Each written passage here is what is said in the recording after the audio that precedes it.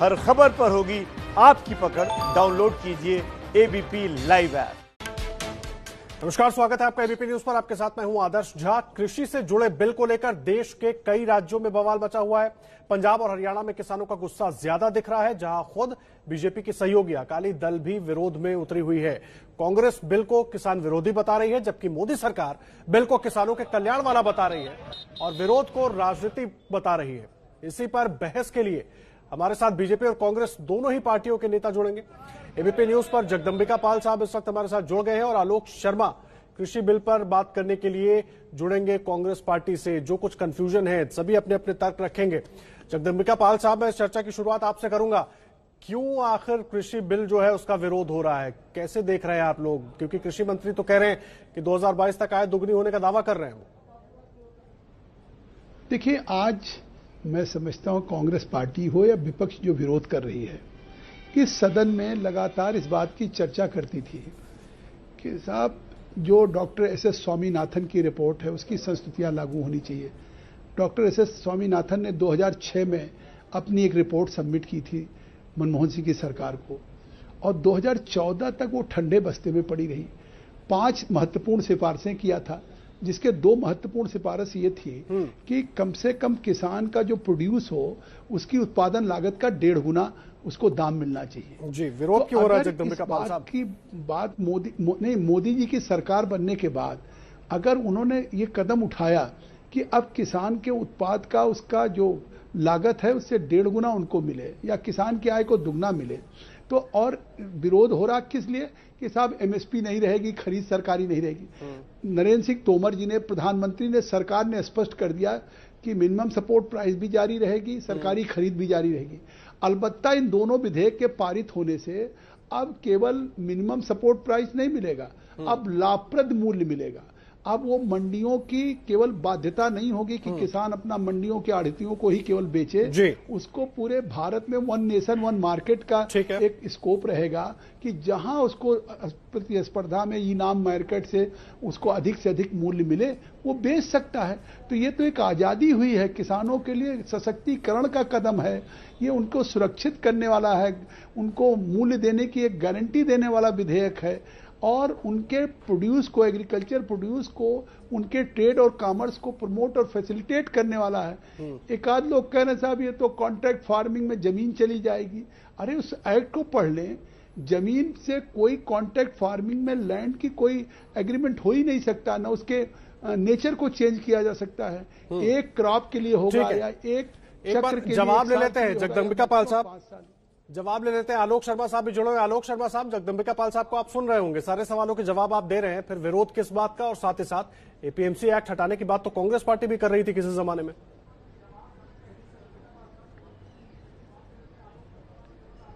नहीं, हमने कभी भी नहीं कहा कि एपीएमसी एक्ट हटा लिया जाएगा। मेरे पास मैनिफेस्टो के पार्ट्स भी हैं। जगदंबिका पाल जी मेरे बड़े सीनियर रहे हैं, बड़ा सम्मान करता हूं। और आपके पूर्व नेता संजय झा भी ये दावा कर रहे हैं, ट्विटर पर वो भी लिख रहे हैं। ऑर्डिनेंस, एक मिनट सर, एक मिनट। अरे सर, संजय झा लिख रहे हैं तो क्या उसको सही मान लिया जाए? मेरे पास मैनिफेस्टो की कॉपी है, उसको पढ़ लेते आप जरा, अगर पढ़ने थे तो। To promote farmers produce companies, के फार्मर्स प्रोड्यूस कंपनीज को प्रमोट किया जाएगा, बिचौलियों को नहीं किया जाएगा। Organisations to enable farmers to access inputs, ये सेंटेंस एग्जैक्ट मैं पढ़ रहा हूं। इसके बाद जो मुद्दे की बात आती है, अभी जगदंबिका पाल साहब ने कहा 1.5 गुना मूल्य। सांसद साहब शायद भूल गए, 700 पेज का एफिडेविट दिया था आप ही की सरकार ने 2016 में सुप्रीम कोर्ट में कि 1.5 गुना मूल्य तो मिल ही नहीं सकता। और पिछले 6 साल का एमएसपी कितना बढ़ा है उसको पिछले 10 साल से यूपीए सरकार से तुलना कर लीजिएगा, 27% कम है एमएसपी जो आप लोगों ने बढ़ाया है। सरकार को अब चाहिए कि झूठ बोलना बंद कर दे।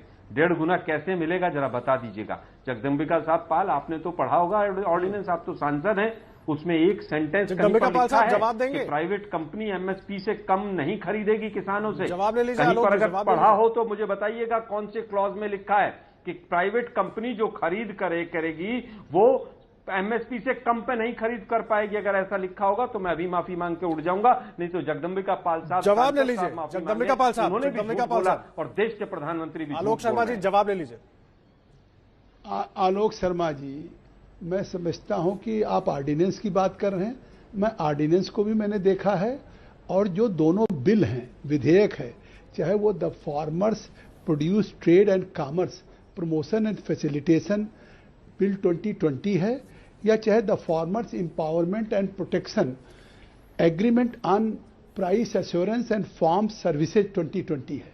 ये दोनों बिल मैंने पढ़ा भी है और सदन में उस बिल पे मैंने चर्चा में मैंने भाग लिया है, और कांग्रेस के भी सांसद थे, सभी दलों के थे, और शायद मैंने उस बिल के एक एक बात का जो विपक्ष के साथियों ने उठाया, जो बात आप कह रहे हैं, मैंने जिस तरह से जवाब दिया, उस जवाब के बाद सभी लोग इस बात पे संतुष्ट थे। और मुझे लगता है आज हरसिमरत कौर जी भी कह रही हैं कि प्रधानमंत्री जी ने जो कहा कि एमएसपी रहेगी, सरकारी खरीद रहेगी, तो उसके लिए उन्होंने धन्यवाद दिया। और आज मैं कह रहा हूं कांग्रेस पार्टी ये अपना मैनिफेस्टो पढ़ रहे हैं, मैं उत्तर देता हूं, बात कर रहे हैं फार्मर्स प्रोड्यूसर कंपनी की बात कर रहे हैं। हमने 6000 फार्मर प्रोड्यूसर ऑर्गेनाइजेशन बना दिया। नरेंद्र सिंह तोमर ने कह दिया 10,000 फार्मर प्रोड्यूसर ऑर्गेनाइजेशन हम और बनाएंगे। तो ये इनका निश्चित तौर से इन किसानों को हम सशक्तिकरण भी करेंगे और सुरक्षित करेंगे। और आज आप ये बताइए कि अगर हम आदर्श भाई प्रतिस्पर्धा फ्रीडम दे रहे हैं किसान को, नहीं, किसान को फ्रीडम दे रहे हैं कि किसान मिनिमम सपोर्ट प्राइस पे तो बेचे ही, मिनिमम सपोर्ट प्राइस से उसको अगर अधिक मिल सकता है तो क्यों ना भी, तो ये आजादी का है। हमने प्रतिबंध कहां विधेयक में लगाया है कि मिनिमम सपोर्ट प्राइस पे न बेचे, मिनिमम सपोर्ट प्राइस पे तो बेचे, लेकिन हम मिनिमम सपोर्ट प्राइस से बाहर जा करके मंडी के और उसको पूरे एक मार्केट में प्रतिस्पर्धा एक बार जगदम्बिका पाल साहब, एक बार आलोक शर्मा जी को सुन लेते हैं, वो कुछ कहना चाह रहे हैं। हाँ, आप कर लीजिए। आदर्श जी एक बात पूरी कर लीजिए, जिससे आलोक जी का जवाब आ जाएगा। आलोक जी भी अध्ययन करके आए हैं केवल कि आज जो दूसरा विधेयक है उसमें जो एग्रीमेंट होगा स्पॉन्सर से, जो इंडिविजुअल होगा, चाहे उसकी पार्टनरशिप फर्म होगी, कंपनीज होगी, सोसाइटीज होगी, लिमिटेड लायबिलिटी ग्रुप्स होगा, उनके साथ जो एग्रीमेंट किसान करेगा या फार्मर्स प्रोड्यूसर ऑर्गेनाइजेशन करेगा, वो उपज का नहीं करेगा। बुआई के पहले, सोइंग के पहले ही एग्रीमेंट कॉन्ट्रैक्ट फार्मिंग में हो जाएगी कि हम आपके उपज की ये कीमत देंगे। तो किसान का ट्रांसफर तो शिफ्ट हो रहा है स्पॉन्सर पे कि अगर फसल खराब भी हुई तब भी किसान को गारंटी रहेगी।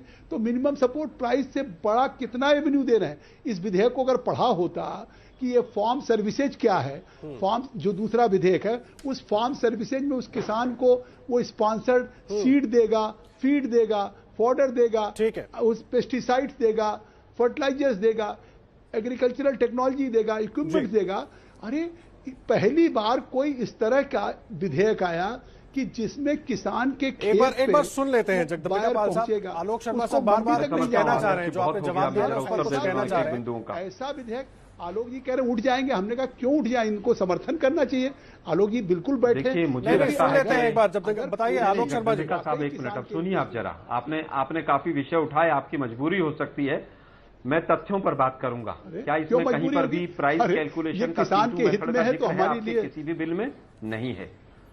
एक मिनट सर, एक मिनट। अरे सर सुनिए ना, आपने किसानों का 6 साल से इतना हित कर दिया, मजदूरों का इतना हित कर दिया, जो मजदूर मर गए उनके आंकड़े तक इकट्ठे नहीं कर पाए। अब सुनिए जरा, आप 1.5 गुना होगा ये लागत का मूल्य और C2 से कैलकुलेशन होगा पूरे बिल में। कहीं है तो क्लॉज मुझे बता दीजिए, हाँ या ना में बता दीजिए मुझे कि ये मेथड होगा हमारा प्राइस कैलकुलेशन का और उसका 1.5 गुना मिलेगा इस बिल में। कहीं पर कोई सेंटेंस हो तो मुझे बता दीजिएगा। पहला मेरा प्रश्न। दूसरा बात, अगर एमएसपी से कम पर नहीं बेचा जाएगा और कॉन्ट्रैक्ट फार्मिंग एमएसपी से कम नहीं करेंगे, कहीं सेंटेंस अगर ये है तो मतलब मुझे बता दीजिए। आप कह रहे हैं साहब नई जमींदारी प्रथा लेकर आ रहे हैं आप तो, कि 1 साल पहले ही किसान अपनी जमीन और अपने मूल्य को गिरवी रख देगा बड़ी कंपनी के पास। कैसे गिरवी रख देगा कि सारी, आपने कहा फर्टिलाइजर भी वो दे देगा। अरे भाई वो खैरात में देगा क्या आकर? जो मुनाफा कमाने के लिए व्यापारी आएगा वो ही ना करेगा। आपने तो होर्डिंग की जो लिमिट है, जो इकट्ठा माल कर सकते हैं, उस लिमिट को भी हटा दिया। आपकी सरकार पहले से ही, जगदम्बिका साहब, आप कांग्रेस से गए उस समय से, बाद से के तो कह नहीं सकता, उससे पहले तो आप भी यही कहते थे कि पूरी तरह से भाजपा मुनाफाखोरों की सरकार है।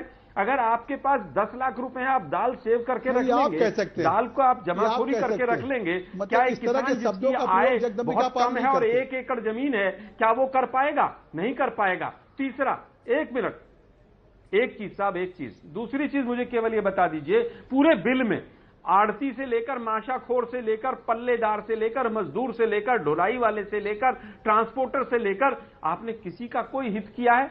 आप केवल चंद मुट्ठी भर जो आपके व्यापारी मित्र हैं उनको आप पूरी तरह से फायदा देना चाहते हैं। आप लोग तो वो लोग हैं जिन्होंने नोटबंदी को भी सबसे बड़ा देशभक्त का काम बता दिया था। जगदम्बिका पाल जी जवाब ले लीजिए। आलोक शर्मा जी कई पॉइंट्स आपने उठाए, एक बार जवाब लेते चले। हो ही नहीं सकता। आलोक शर्मा मोदी जी भाषणों में कहते हैं, क्या सुप्रीम कोर्ट में आपने एफिडेविट दिया कि नहीं दिया? और यहां पर 1.5% G2 के मेथड से कैलकुलेट करके आप करेंगे, कहीं सेंटेंस है तो आलोक शर्मा जी जवाब ले लीजिए, जवाब ले लीजिए। बहुत सारे पॉइंट्स आपने उठाए हैं, उसका क्या सजा मिलेगी?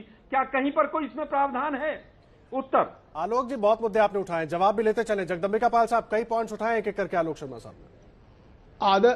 आदर्श जी, इन्होंने कहा कि कॉन्ट्रैक्ट फार्मिंग में आप किसान की जमीन को गिरवी रख देंगे। लगता अगर विधेयक पढ़ते तो उसमें मालूम हो जाता कि एग्रीमेंट केवल एक क्रॉप मैंने गिरवी नहीं कहा, मैंने फसल को गिरवी कहा कि एक साल पहले फसल का मूल्य गिरवी हो गया। मैंने जमीन को गिरवी नहीं कहा। अगर फसल के पहले बहुत सीनियर है, फसल के पहले मैंने कहा कि जो फसल देखिए, अगर मैं आपको मैंने आपकी बात को सुना, आज ही आपने मैंने आपकी बात को सुना, में बेच दिया। आलोक शर्मा जी, आलोक शर्मा जी जवाब सुना तो आप मेरी बात का जवाब सुन लीजिए, जवाब सुन लीजिए। अगर आपने फसल को गिरवी कहा तो फसल गिरवी कब होती है? जब फसल की कीमत किसान तय करेगा कि हम जो आपको हमारे इस लैंड पे हम सोइंग करने जा रहे हैं या उपज होगी, इसकी कीमत हम ये लेंगे। अगर किसान की कीमत पे वो तैयार होगा, तब वो चाहे इंडिविजुअल हो, सोसाइटी हो या कोई ऑर्गेनाइजेशन हो या कोई कंपनी हो, वो म्यूचुअल एग्रीमेंट होगा। म्यूचुअल एग्रीमेंट का स्टेट गवर्नमेंट रजिस्ट्रेशन करेगी, उसका इलेक्ट्रॉनिक रजिस्ट्रेशन होगा, कंसिलेशन बोर्ड होगा। क्या देश को गुमराह कर रहे हैं? और अगर हम किसान को उपज के पहले उसकी कीमत किसान के भाव से तय कर लें तो वो स्वाभाविक है मिनिमम सपोर्ट प्राइस से ज्यादा होगा। आप कह रहे हैं कि कहां उल्लेख है इस विधेयक में कि मिनिमम सपोर्ट प्राइस पे मिलेगा? अरे जब मिनिमम सपोर्ट प्राइस का उल्लेख तब करते जब हमें हटाना होता, मिनिमम सपोर्ट प्राइस का हम अमेंड करना होता या हमको खरीद नहीं करनी होती। उसका ऑलरेडी जब एपीएमसी है, अब आप बताइए अगर 3 सूची है। ठीक है पाल साहब, मुझे बहुत छोटा सा जवाब दीजिएगा, समय कम है। एपीएमसी एक्ट हटाने की बात तो कांग्रेस भी कर रही थी, 2019 के मैनिफेस्टो में भी जिक्र है, अब क्यों विरोध? बहुत छोटा जवाब, समय कम है सर। नहीं, एपीएमसी आदर्श भाई, एपीएमसी एक्ट को हटाने की बात नहीं थी, उसमें चेंजेस करने के प्रावधानों की बात थी। हम उस पर आज भी खड़े हुए हैं कि किस तरह से जमाखोरों को हटाया जाए, लेकिन ये एपीएमसी एक्ट हटाने की बात नहीं है। ये तो कह रहे हैं एपीएमसी एक्ट तो रहेगा। नहीं, फ्री मार्केट करने की बात की है ताकि किसान अपने फसलों को कहीं भी देश भर में बेच सके। बढ़ेगी, जमाखोरी बढ़ेगी। नहीं, फ्री मार्केट तो आज भी है, ये झूठ बोल रहे हैं, झूठ बोल रहे हैं बीजेपी वाले। फ्री मार्केट तो आज भी है। छोटा सा जवाब मैं ले लेता हूं, झूठ क्यों बोल रहे हैं बीजेपी वाले? किसान वाला हरियाणा से लेकर पंजाब में जाकर माल बेच सकता है। समय कम है आलोक शर्मा जी, बहुत कम समय है। जगदम्बिका पाल से एक छोटा रिएक्शन ले लूं आपके जवाब पर। झूठ बोल रहे हैं। पहले हमारी मैनिफेस्टो पर आदर्श जी, और आदर्श जी नहीं, आज भी तो आजादी है। जगदम्बिका साहब, क्या आजादी नहीं है कि एक जिले से दूसरे जिले में जवाब ले लीजिए, जवाब ले लीजिए, छोटा समय कम है। किसान एक सवाल आपने उठाया तो जवाब ले लीजिए। हुआ है क्या 5 बोरी को लेकर वो दूसरे जिले में जाएगा? सर जी ये कह रहा हूं, माफी के साथ रोक रहा हूं, बंद से कहिए, बंद करें। आलोक जी, आदर्श जी ये कह रहे हैं, हम सोच रहे हैं अभी भी उसमें उसके कुछ प्राविधान को चेंज करने की, ये सोच रहे हैं। और भारतीय जनता पार्टी ने उस पे फैसला कर लिया कि आज किसानों को अगर मंडी से बाहर बेचना चाहे तो मंडी से बाहर बेचना चाहे तो 8.5% पंजाब में मंडी का टैक्स लगता है। यूपी से बिहार में जाकर क्या?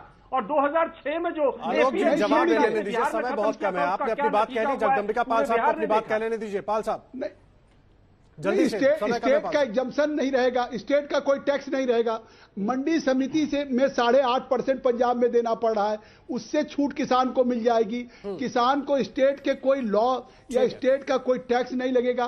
तो ये तो सोच रहे हैं, हमने आज किसान को फ्रीडम दे दिया कि किसान अपने उत्पाद पे जो अभी तक तमाम ऊपर कोई स्टेट का टैक्स नहीं लग रहे थे, मंडी का रीजनल डेवलपमेंट का है और उसको रीजनल डेवलपमेंट होता है और वो फेडरल स्ट्रक्चर पर पूरी तरह से नहीं बचा हमारे पास। बहुत धन्यवाद आपका पाल साहब और आलोक शर्मा जी, बहुत धन्यवाद हमारे साथ अपना अपना पक्ष रखने के लिए। इस कृषि बिल को लेकर जो कंफ्यूजन बना हुआ है उस पर दोनों ही दलों के लोग अपना अपना पक्ष रख रहे थे।